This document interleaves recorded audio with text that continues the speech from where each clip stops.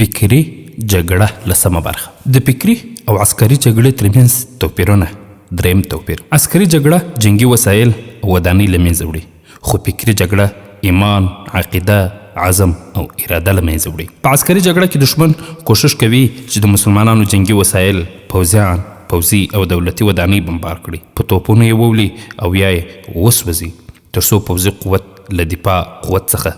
وغورځوي. جنگي وسایل که هر څومره تخریب شي یا له منځه لاړ شي، خو چې د مسلمان پوځیانو په زړونو کې د جګړې او دفاع اراده د الله جل جلاله په نصرت باندې ایمان او د بري معنوي وسایل لکه ایمان، تقوا، د مسؤلیت احساس، د امیر اطاعت او د وحدت احساس موجود وي، نو که پوځي وسایل هر څومره هم لږ او یا کمزوري وي، بیا هم دشمن ته نه تسلیمیږي. خو په فکري جګړه کې د مقاومت معنوي عوامل لکه ایمان، عقیده، عزم او د مقاومت اراده له منځه وړل کیږي. په هغو مسلمانو هیوادونو کې چې خلکو یې په فکري جګړه کې ماتې خوړلې ده، د کافي جنګي وسایلو او حتی د اټوم بم له درلودلو سره بیا هم د دشمن په مقابل کې د درېدلو توان نه لري او د جګړې تر شروع کېدو د مخې د اسلام دشمنانو ته د تسلیمېدو اعلان کړی وي. نه یوازې دا چې د دشمن په مقابل کې مقاومت نشي کولی، بلکې په ډیره بېشرمۍ سره د خپل دین او ملت په خلاف د دشمن په صف کې درېږي